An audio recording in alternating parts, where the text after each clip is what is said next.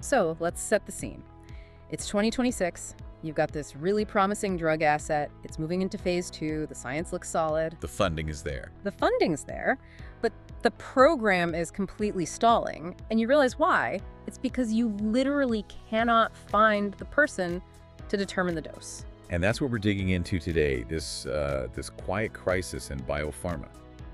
Hiring for clinical pharmacology and pharmacometrics. We're talking about CP and PMX roles. Exactly. These are the absolute engine room roles. They're the ones who determine the regulatory strategy, the dose justification. I mean, without them, you don't have a label.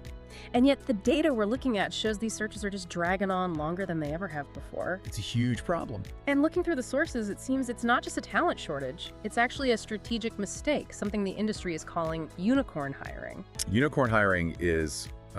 it's the perfect way to describe it. You know, historically, a hiring manager would look for, what, a 90% fit? Right, someone who could do the job and, learn the rest as they go.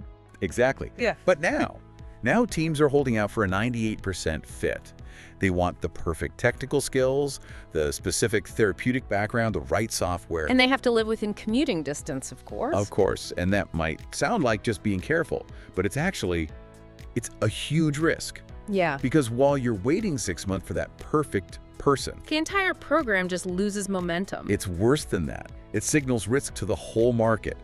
Biopharma is a small world, If a lead CT role sits open for half a year, other candidates don't think, oh, they have high standards. They think, what's wrong with that team? Why is no one taking that job? Exactly right. Okay, so let's pivot. If that's the trap, how do the high-performing teams, the ones actually filling these jobs, get around it? They use a strategy that really boils down to this idea of day 1 versus day 90. Day 1 versus day 90. So what you need now versus what can be learned later. Precisely. It's about ruthless prioritization. You have to separate what a candidate absolutely must deliver the moment they walk in the door versus what they can reasonably pick up in their first quarter. All right, let's break that down by role. If I'm hiring a senior clinical pharmacologist, what's my day 1 non-negotiable? For CP, it is judgment, period. Specifically, it's that regulatory-facing judgment. Can they own the dose narrative? Can they own it, and can they sit across from the FDA or the EMA and defend that strategy? If they have that, and that kind of cross-functional influence, that is a day 1 asset. And you stop caring if they've never used your specific internal software. That's a day 90 skill. It's learnable. So what about pharmacometrics then, a more quantitative side? Right. For PMX, the day 1 requirement is all about technical ownership. We're talking POP-PK, exposure response modeling. It's heavy-duty stuff. Yeah. They need to be able to simulate a trial, and this is the key, they have to be able to defend the assumptions behind that simulation. So if they can build the model and explain the why behind it, you don't reject them because they haven't worked in, say, oncology before. You shouldn't. Therapeutic areas can be learned. That deep modeling intuition is much, much harder to teach. This sounds like where a specialized partner like Hughes & Associates really comes into play. The material suggests they're not just finding people, they're actually fixing the process. Yes, that's their whole value proposition. It's the upfront alignment.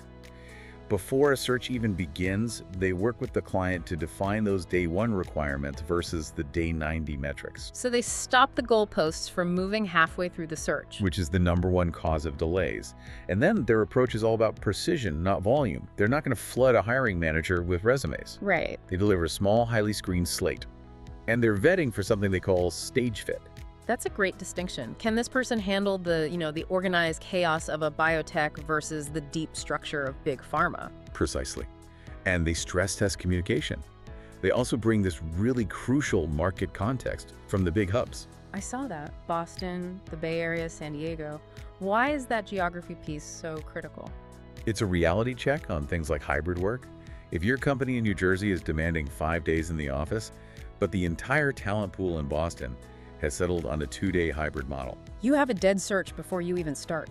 Hughes & Associates flags that friction on day 1. It just grounds the whole process in reality. And that transparency must help with the candidate experience too. Absolutely. When you're clear about the scope and timeline, you retain the best people through the process. So for our listeners, it sounds like success in 2026 isn't about finding some mythical creature. No, it's about rigorous clarity.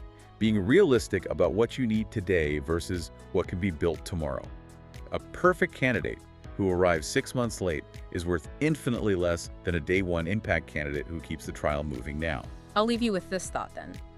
If we all stopped optimizing for that 98% fit and started optimizing for speed to impact, how much faster could our most critical portfolio decisions actually get made? That is the question every hiring manager really needs to answer.